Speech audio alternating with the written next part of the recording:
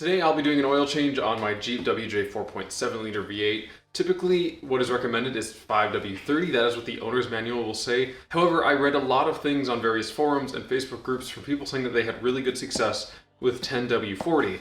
This thing has a little bit of a consumption problem, so I figured I would just try this. So things that you'll need: 6 quarts of oil. So I've got a 5 quart here, single quart there. I would recommend also, if you don't already have some spare, pick up an extra quart. It's really nice to have on hand. You never know when you might actually need it.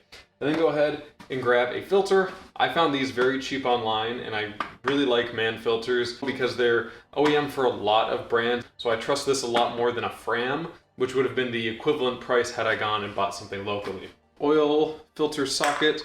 Otherwise you can use the big band style ones. I'll link in the description one of these. I really like these filter sockets. And the last thing you'll need is a 14mm for the drain bolt, and again, we're going to torque this down to spec.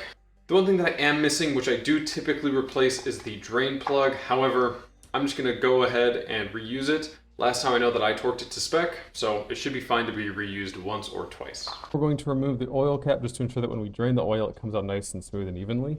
If this is too tight to move by hand, which I've encountered a handful of times, grab yourself a nice vice grip, kind of lock something, and give it a good push. All right, so here is the drain bolt, and evidently mine is not a 14. It's supposed to be a 14. I know that much. All right, well, for some reason mine is a 17. And I'll try not to make a huge mess.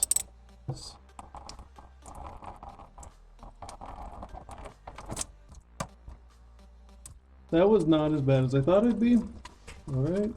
All right, so now that we've gotten to a point where it's just dripping, I set my torque wrench to 20 foot-pounds, and I'm going to start this by hand, just because it's a little cumbersome, and just get it snugged up by hand.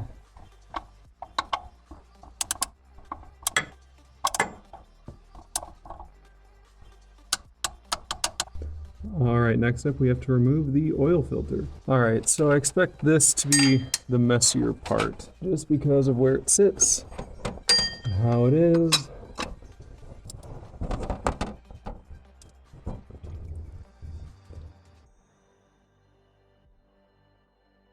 And recommended by Chrysler for these engines is to pre-fill the oil filter.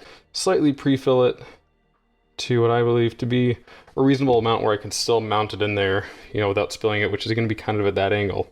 And that nicely puts some fresh oil that I can use to coat the gasket. All right, once again, it's just kind of cramped to get good angles down here, but navigate the filter up there. Always check and visually make sure that there's no leftover gasket from the old filter. And then I just need to start spinning it on. Had me spooked there for a second. Thought I wasn't gonna go. So just give it a good tighten. Obviously my hands are slippery. I'm gonna wipe them off and double check it. You just want these hand tight. You do not need to crank on these. Back on the top side, go ahead and remove the oil cap.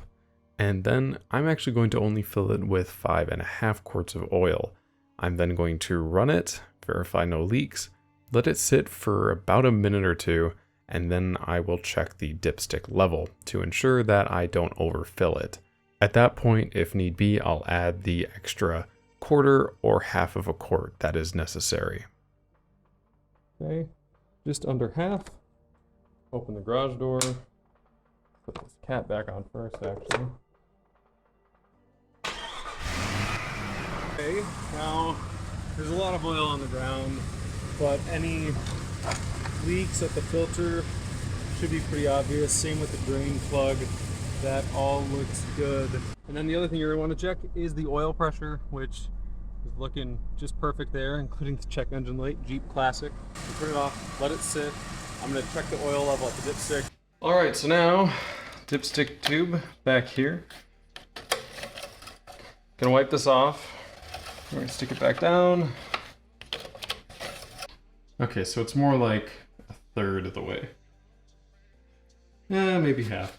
Either way, I'm gonna add an extra quarter of a quart, and then I'm gonna call this successful job.